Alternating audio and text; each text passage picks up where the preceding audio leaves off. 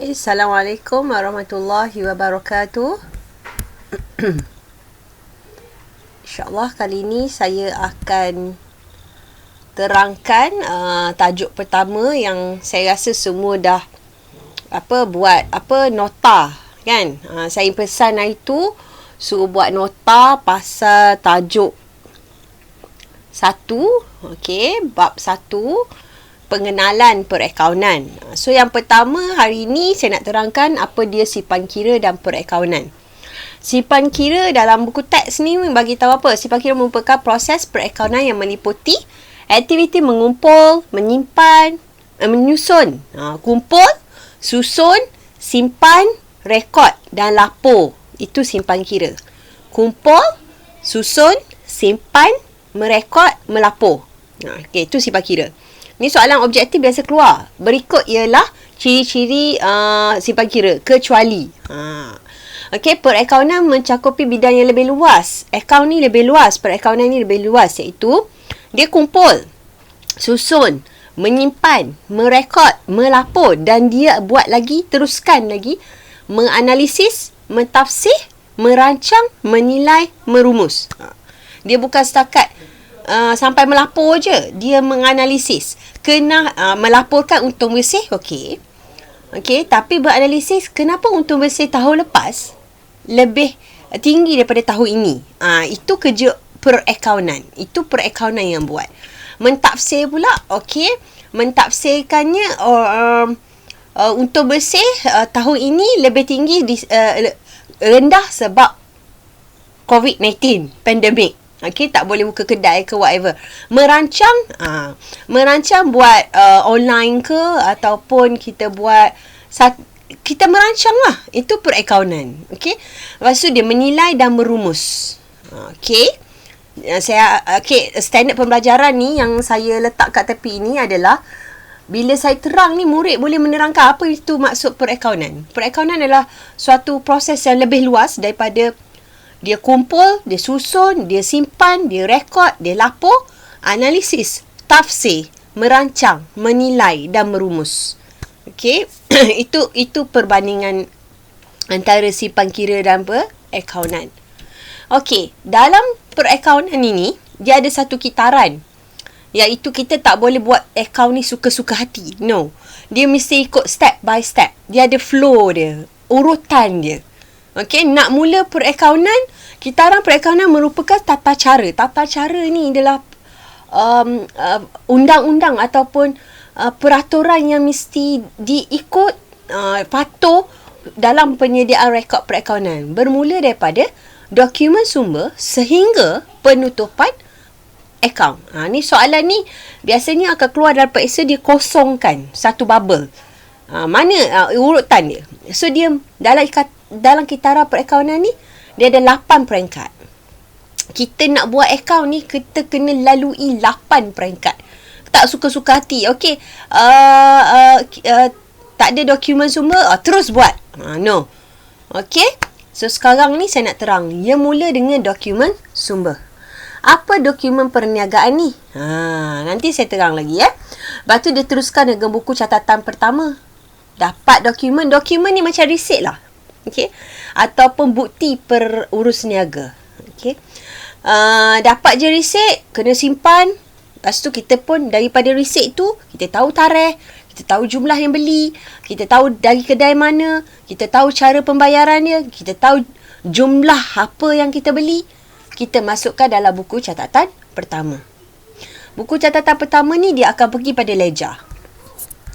Dah siap ledger, buat imbangan duga. Dah buat imbangan duga, buat pelarasan. Mana-mana yang tertinggal bayar, yang lupa nak bayar, yang terlebih bayar, semua buat kat pelarasan.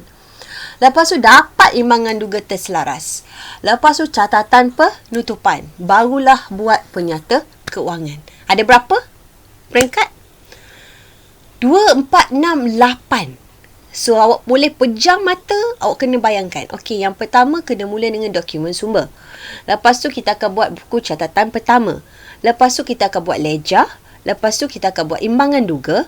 Dapat imbangan duga, kita buat pelarasan. Dapat imbangan duga terselaras. catatan penutupan, barulah buat penyata kewangan. Penyata kewangan ni lah yang akan mengeluarkan berapa untung bersih. So, dalam perniagaan kita tak boleh dapatkan untung bersih secara automatik. No. Kita kena melalui satu kitaran untuk kita kira untung bersih itu yang bermula dengan dokumen perniagaan.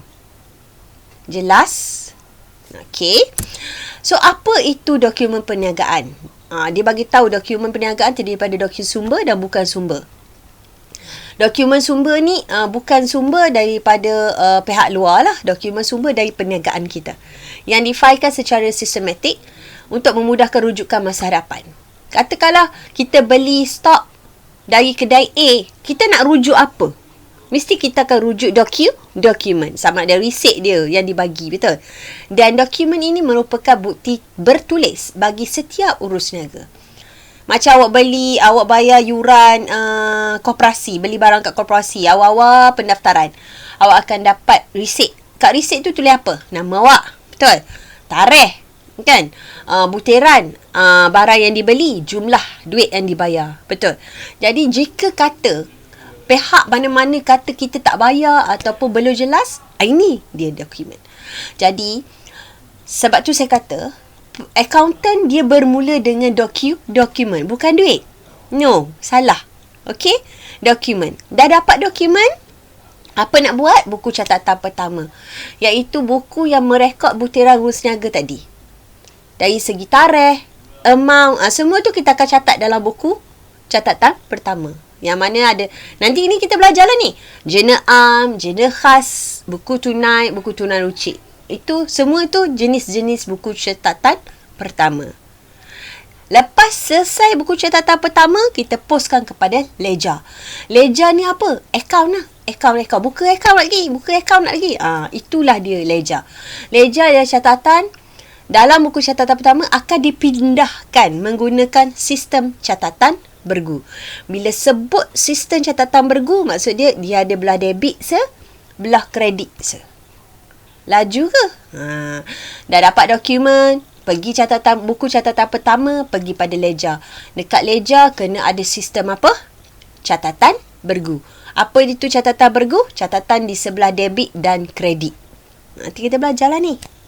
Jangan ada debol-debol lah. Senang je. Okey? Senang saja. InsyaAllah A+ pursuit account. Dah buat ledger, buka debit kredit, mesti ada imbangan duga. Iaitu senarai baki bagi semua akaun dalam ledger. Semua yang kita buka ledger tadi tu, kita kutip semua baki-baki dia. Baki belah debit dan baki belah kredit mesti sama. Imbangan duga. Dia mesti seimbang. Okey? Kalau tak imbang, maknanya catatan bergu kita dekat ledger tadi salah. Boleh? Okey. Next, kita lepas dah dapat imbangan duga, mesti ada urus niaga yang perlu dibuat pelarasan. Pelarasan ini ialah kira semula. Okey. Macam ada yang tertinggal catat, kita laras balik. Okey, dan disediakan dalam jurnal am. Dapatlah baki terkini. Baki terkini tu akan kita letak dalam imbangan duga terselaras. Apa tujuan imbangan duga terselaras? Untuk menguji ketepatan catatan bergu dalam ledger. Mana ledger-ledger kita tu betul ke tak debit kredit dia? Debit kredit dia betul ke tak? Kalau betul, imbangan duga dia settle. Beres. Lepas tu buat catatan penutupan. Okey? Catatan penutupan jurnal merupakan catatan penutupan bagi hasil dan belanja. Dari peringkat ni barulah dipindahkan. Mana hasil, mana belanja, dimasukkan dalam akaun perdagangan dan untung rugi. Masa ni dah nak boleh kira untung bersih lah. Masa ni dah boleh kira untung bersih. Penyata keuangan, alamak tak nampak lah pula ya. Lindung ni buku saya ya. Dalam buku teks ni ya. Penyata yang disediakan untuk menghitung untung atau rugi. Dah nak buat lah. Lepas tu kita akan sediakan penyata kedudukan keuangan. Biasanya di akhir tempoh perakaunan. Jadi selesailah apa itu? Kitaran perakaunan. So yang pertama kita kena ingat dia ada 8 peringkat. Yang pertama dia mula dengan dokumen perniagaan. Yang kedua buku catat.